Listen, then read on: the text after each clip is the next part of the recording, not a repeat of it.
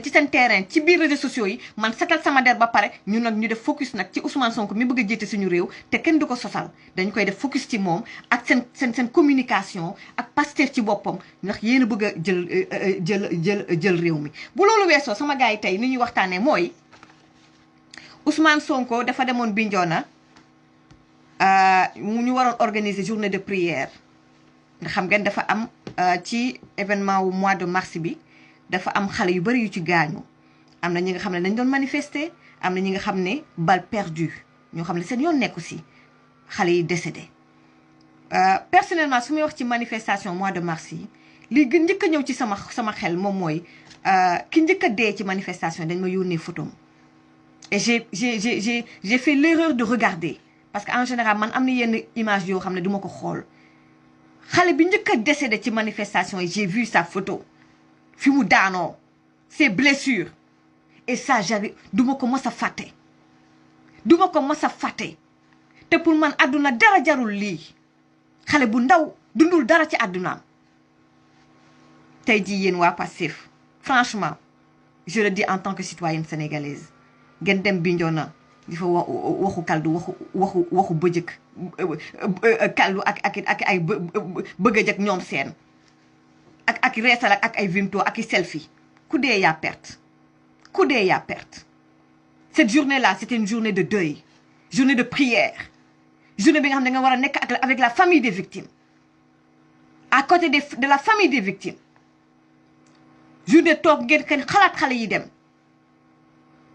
mais du journée ay selfie ñu gis Ousmane Sonko ak yenn politiciens yi di ngeen di selfie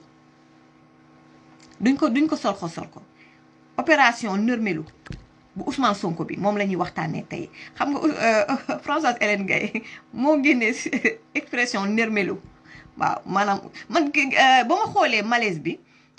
démb wax dëgg neex yàlla ñu ngi woon ci ay shopping ak ñoom seen yëgu teelu ma koo yëg dama génnoon maa ngi ci nekk ci fiqat sama xol di nekk shopping ak ñoom seen man daal ci yoonu retour bi nag laa gis benn publication Françoise man dama toog dafa ko laa ci sa page Françoise ci laa toog gis ne dafa am benn Sonko ay yoon malaise tey dimanche bi sax bu fekkoon ne foofu la yem ci malaise bi rek parce que ñëpp ay nit lañu naru yoon wax ci Sonko wala ci beneen anam lañ ci naroon waxee waaye li waral wax ji mooy Ousmane Sonko def na malaise quelques minutes après ñu gis ko mu toog ànd ak xaritam activisme VIP ñu toog tout va bien voilà ñu ngi xaar le repas kaldu ak bëjëg lay doon ils étaient hilares ils rigolaient ils étaient bien et tout ma ne mais c'est quoi ça qu'est-ce qui se passe qu'est-ce qu'il y a derrière tout ça en fait lii lan la déetoo waay ñu ne déetoo waay ma seetaan bëgg bàyyi am benn vidéo bu gàtt bu bëgg bàyyi def daan na am na benn live bu mu defoon ñu téye ko ba daaneel kontam mi ngi doon artu di wax ne gars yi ñu ngi préparé dem Bignona am na lu ñuy préparé moo tax j'ai suivi avec intérêt le live de Françoise Hélène Gaye quand elle parle de malaise de Sonko malaise ou mascarade ñu def ci benn par benn d'abord lu tax Ousmane Sonko ba mu defee malaise bi mais pourquoi parce que normalement c'est un leader politique dafa war a jël réew mi mais Ousmane Sonko normalement tey buy sax dem fenn dafa war a ànd ak médecin on sait jamais mais ba mu amee malaise bi balaa ngeen koy jox mu lekk ay kaldoog ñoom seen na di ko muy reesal ak vimto mais du ngeen koy jox médecin wala ambulance ñëw wala médecin ñëw am nañu ko bind ci internet bi et c'est vrai pourquoi bàyyiwu leen médecin xool ko d'abord pourquoi médecin yi xooluñu ko d'abord vous faites preuve de légèreté chez Pastef mais vous prenez tout à la légère tout n'est pas réseaux sociaux tout n'est pas comme pourquoi médecin ou au moins ça peut-être bu ko médecin seet xoolee yoramam sax tey ni mu toogee ak activiste bi mu noonu toog ak médecin bi dalal xelu nit ñi moom mu dalal xelu gars yi sans pour autant tey boo demoon tey Togo mu dal la fa d'accord moment boobu mën nga sa génn daan ne je me sens bien maa ngi war dem xewlu ji lii la ñuy toggal yooyu y a pas de problème mais fii vu le contexte parce que on parle de prière de journée de prière on parle de mort et tout y a des familles de victimes waru fa waxu togg bu neex ak di ñexal ak yu demee déedéet li nga war def mooy dalal xelu nit ñi voilà du may faral di arrivé c'est sous le coup de l'émotion. Du may faral di arriver donc genre que tu perds pied parce que voilà tu es ému parce que tu es appelé quand même Sonko à diriger ce pays et être un président c'est prendre des décisions difficiles. Être président lu bëri moom la incombé parce que tey da ngay gis tey bitim réew benn président moom te ne dafa war a tey déclencher benn guerre boobu nga xam ne ay nit dañ ci war a dee tey un président muy Sénégal di fépp tu es appelé à prendre des décisions difficiles war a doxee chaque instant ak émotion président di doxalee noonu parce que da ngay yor réew en même temps da nga war a gérer yeneen i réew maanaam géopolitique da ngay jëflante ak yeneen i réew président bu sensible ba mu ëpp baaxut loolu est-ce que yor na réew. Donc, pour Bagnunela, tu es trop, et dans une émotion, dans sensible de trop. Président, tu dois trancher avec froideur, parfois. Donc, pour Bagnuki, là, dans un domaine faral d'arriver, ouais, vu le contexte et tout, mon li akli. Ngara fetal. Un sourire, bu sobriété. Yen sobriété, ngeen wara woné. Sobriété. Ce qu'on fait le médecin à côté dalal xelu nit ñi et vous passez à autre chose. Mais vous n'avez pas besoin d'en faire trop. Chez vous, il y a une passé, vous en faites trop. Trop de com, trop de légèreté. Vous en faites trop. Guy Marius Sagna, il n'a pas besoin de ouvrir grand sa bouche comme ça. On sentait que en fait, vous voulez tellement rassurer les gens que vous en faites trop. T'as pas besoin d'ouvrir tellement la bouche comme on dit Google Train. T'as pas besoin de ça. Ça se sent que c'est du fake, que vous forcez. Vous avez forcer affaire bi. Bàyyi leen dëbb ndox bi ci Pastef da ngeen am lu leen metti ngeen di ñëw di suuri di dëbb ndox gaay yi bàyyi leen yooyu nit kese ngeen affaire bi am na won leen ne voilà lii ak lii moo xewoon voilà de manière sobre mais n'en faites pas trop Ousmane Sonko mi ngi reetaan toog ak Guy Marius Sagna mais c'est un sourire forcé ça se sent ça se voyait lu ngeen fiy forcé lan moo fi jar lu fi ñëw bañ koy màcc donc y avait déjà ça kaldu baag bëggëj ba bon wax dëgg ne yàlla Ousmane Sonko mën nga ñu koo épargner ndax intéressé wuñu tax journée de prière mu ngeen woote selfie yi wax naa ci ngeen di selfie c'était pas le lieu c'était pas le moment ngeen di selfie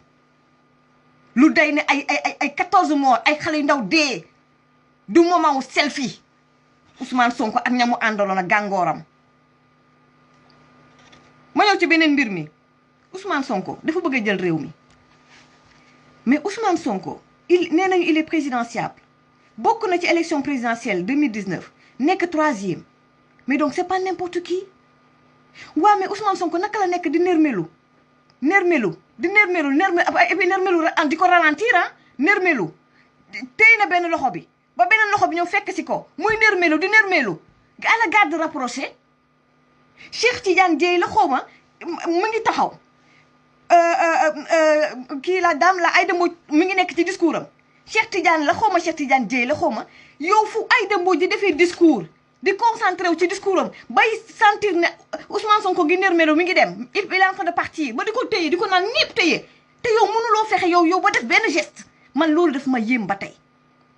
Ousmane Sonko gi nërmelu au ralenti di ralentir en même temps nag di nërmelu ba téye ñaari loxo yi ba Aïda Mbodj mu ngi ko ne ko kirip téye ba kii di Barthélémy Dias daw si naan c'est le soleil moom sax au moins daw si na ñëw garde rapproché dooru ñëw garde rapproché ak ñoom lan mooy seen liggéey ñoom tamit yow ki ngeen war a garde mi ngi nërmelu di ralenti di nërmelu ngeen toog di ko seetaan ne ŋàmm ba Aïda Mbodj téye ko man loolu daf ma yéem parce que war ngeen xoolaat seen staff seen service protocolaire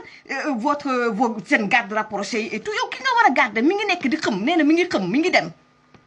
mi ngi nekk di nërmelu en plein nërmelu yow nga taxaw ni ngàmm rek il a fallu que Aïda Mbodj téye ko affaire boobu yéem na ma jaaxal na ma lool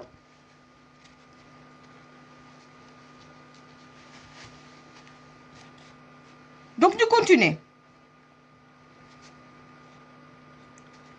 lu ma bëggoon a expliquer nag moom mooy des amateurs en politique c'est ça en fait ils prennent tout à la légère en fait ils prennent tout à la légère et même ba après malaise bi ba ñu ne émotion la ak ba Sonko génnee xaaral ma may leen tuuti Sonko ndax parewul te wax na ci bëggëj baak kaldu baak bëggëj baak ñoom seen ñu dugg ci oto ba moom ak Maam Jaara Fam ñu ngi ci nee na mi ngi digérer ak Vimto bi waaye may dem dafa am ay message yu ñu ma jox may dem ma tuuti rek déedéet pare wuñ de ba ñu war a ñibbi ca aéroport ba am na bu sax ba mu maye déglu leen Ousmane Sonko. gars yi nag ñu ñëw. Serigne Ziguinchor bi quoi. Serigne Ziguinchor bi la ñuy séddale. yoxos bi. yoxos bi. waaw yoxos bi kan moo leen koy indi Serigne bi. yoxos bi waa MDD. paañ bi. waaw. gàmbaas bi. maam Diarra Fam gis nga bi maam Diarra Fam. yéen waa Patel ak MDD beeg ñëpp nag. Serigne bi leen Serigne bi leen indil. waaw. waaw Serigne bi. voilà ñi ngi woon ci aéroport ba ñi ngi wax ca maanaam yoxos yaag paañ yaag ñoom seen yéen da ngeen ñëw encore une fois vous êtes venu à Bignona parce que y a eu des jeunes qui sont morts encore une fois ñi ngi ci yoxos ba paañ ba te kii y a quelques minutes avant moom moo daanu woon ne dafa am malaise looloy wax ji niveau débat bi ñun fii yàgg nañ fi def ay débat ci pétrole encore une fois ma fàttali leen ko def na fi débat ci immigré yi ci migrants yi def nañ fa façon débat bu ne pour l'intérêt du pays du Sénégal mais yéen waa Pastef yéen waa Sonko boys yi yéen a wàcce niveau débat bi François yàgg na di ko wax te c'est la vérité yéen a def seen live sans xam-xam di saaga nit ñi indi vulgarité ci réseaux sociaux yi di dugg ci vie privée jàmbur yi bu ngeen xamulee dara loo xamante lu war a yàqal nit ki ci vie privée ngeen koy susal di inventé yéen a wàcce niveau débat bi ndax ñun Sénégal lu ne gis nañ ko fi ci wàllu politique nit ñi dañuy jëflante di xeex di xuloo lu ne gis nañ ko waaye mais pas à ce niveau là yéen a wàccee niveau débat bi yéen a fi indi fitna bi yéen a fi indi ay ñu dem ci këru journaliste pour di ko taal ak ay organe de presse yéen a wàccee niveau débat bi loolu moo tax ñun ñu ne dañoo namm ñoom Karim Wade dañoo namm ñoom Khalifa Sall dañoo namm yeneen ñi nga xam ne ay homme d'état lañu ñooñu la ñu namm ndax yéen da ngeen wàcce débat bi vous êtes immature te li xew mbi ñu Bignona c'est de l'immaturité loolu débat bi yéen a wàcce débat bi te yéen a bëgg a jël réew mi kon dañuy def focus ci yéen génne cette immaturité ak seen légèreté fii suñu débat dana haay ñoo wàcc ba yéeg yéen ba wàcc ba nit bokk ak yéen niveau pour mën a wax nag langage bi ngeen di dégg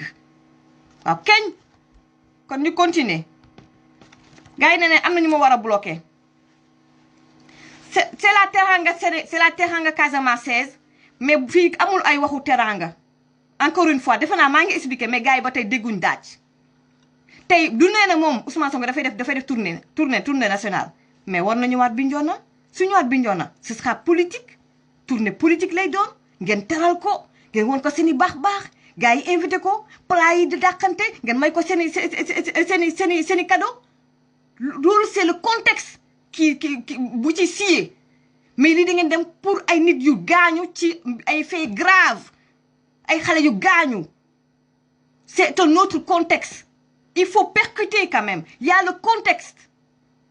C'est pas moment où ay di ngexal ak di waxu bëjëk ak ñoom seen déedéet ay xale ñoo dee seen bakkan dootuñu ñëwaat seen parents yi dootuñu gisaat.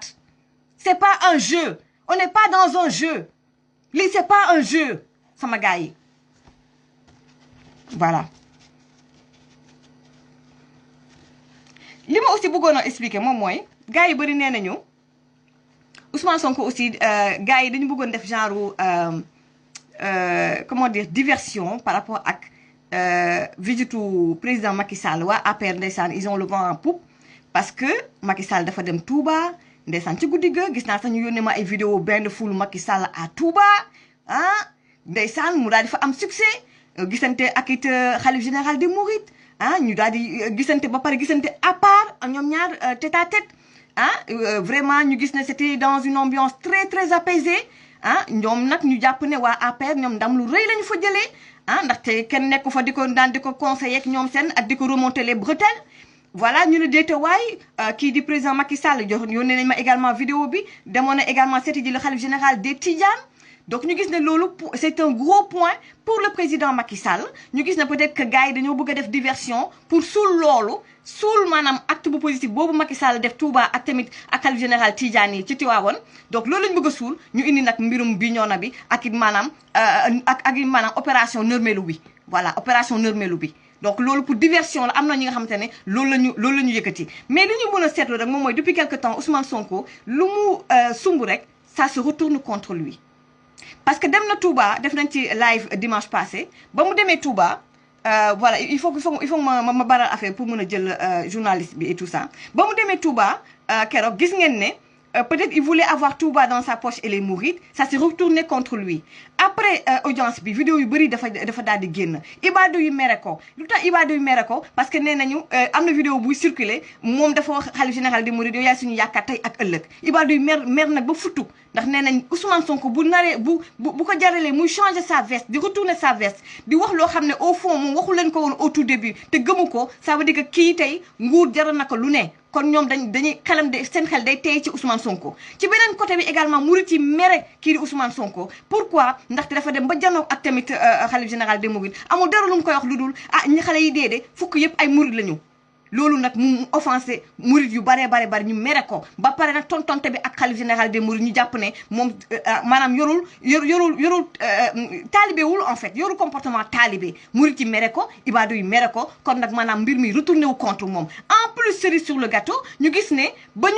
vidéo yi génnee les Sonko boys maanaam ñi nga xam ne ñoom ñooy xeex ak man les Sonko boys ci boppam ku ne di live kan lañ doon liveal xalif généraux yi wax nañ ci xalif général des mourides yekk ko lu ne wax nañ ci xalif général des Tidiane yekk ko lu ne dimanche passé on en a parlé donc loolu yëpp mu nekk loo xam ne des points en moins pour ki nga xam ne mooy Ousmane Sonko ci boppam waroon dem fële ca Togo ca Lomé te Ousmane Sonko xamoon na bu baax ne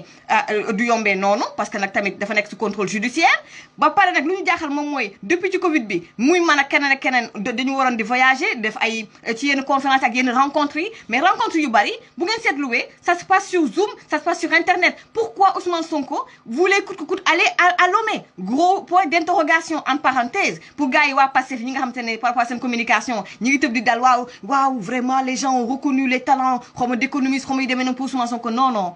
day nañ ma nee nañu conférence yooyu yow yaay toog Mati mooy toog gis wala Sonko mooy toog gis benn conférence foofu ca Lomé mu intéressé ko moom wala ay proche am ñu envoyé email wax ne def nañ ci livre wala bind nañ ci wala lii ak lële ñoom ci seen bopp ñu def gëstu bu ñu gisee ne kat Ousmane Sonko kat c'est un leader politique kat wax na ci sujet bi il a écrit un livre là-dessus bu ko defee ñoom ils vont communiquer là-dessus on a l'honneur donc d'avoir ci suñu conférence bi Ousmane Sonko noonu lay demee nekkul ne gars yi ñoo ñëw rek daal di gis Ousmane Sonko xariñaayam dañ ko invité non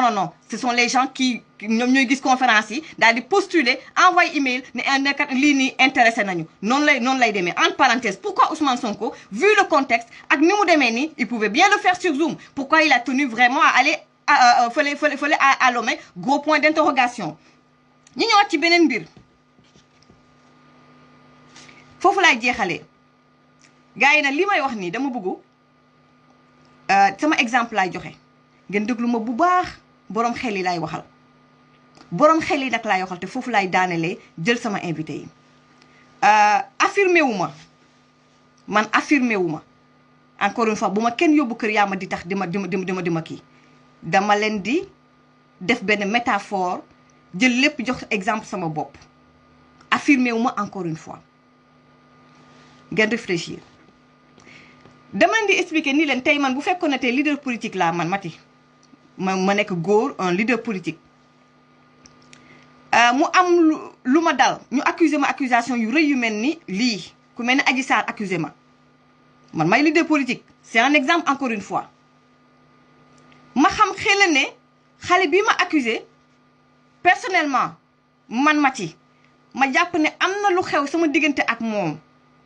bien que li may waxal du lépp sax laa def waaye man xam naa ne am na lu ma sëkk ak moom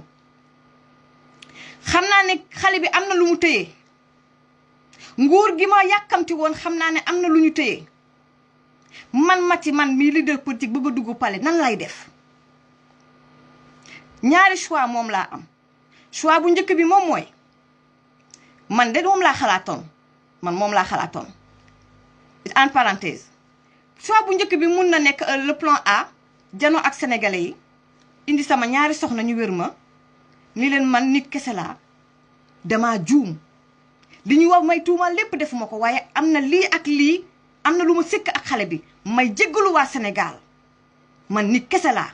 may ñaan ngeen jox ma deuxième chance te lii ma def nii du yàqul dara ci sama détermination ak sama bëgg Sénégal ak ambition yu ma am pour Sénégal mais yéen ci seen bopp mos ngeen def erreur ci seen àdduna kon man aussi war ngeen ma mën a may chance loolu benn option la mu am ñu ne ma loolu mënul nekk ñi lay conseillé ne loolu mënul nekk ndax nekkuñu États-Unis nekkuñu Europe ma ne leen loolu mun nañ ko def comme jamono yi Bill Clinton ñu ne ma nekkuñu Amérique nekkuñu Europe tey bés boo ko defee ñi nga xamante ne nii mbirum diine lañ la toppee woon da nga leen di ñàkk bés boo ko defee maanaam da ngay jouer quitte ou double la mën na la sauver mën na la aider nga dugg palais comme mun nga yàqule sa image ba faaw te ñu bëri ñu la jàppoon ci affaire valeur ay nit ku musulman pratiquant dëgg dañ lay bàyyi mun na yàq sa image. beneen option bi moom mooy plan B bi ma bañ carrément comme nag gars yi dañ ma sonal et tout damay dugg ci boobu brèche daan ne kat nguur gi ñoom ñoo ma complot pour yàq ma parce que xam naa ne loolu rek la ñu bëgg. maa di woote xeex nag su ko defee ma jàkkaarloo ak gars yi xeex ngir nag quitte ou double su ma xeexee su ma gañee rek bu liy weesoo rek damay dugg palais directement ñaari ban laa ci war a def ndax dama war a assumer samay erreur ndax man xam naa xel na waru moon dem ci salon de massage boobu xam naa xel na xale bi waru moon si ak moom leen ma ndax damay assumer samay erreur mu jaral ma ni mun naa dugg palais comme mun na ma yàqal mais ma assumer samay erreur ndax man maa def erreur bi wala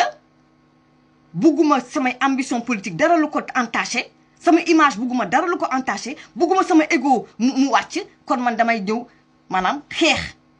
pour dugg palais mais sama image kenn du ko yàq ban laa ci war a def te su ma demee ba am ay ma xeex ba mbir mi am ay nit yu décédé est-ce que man du ma toog de temps en temps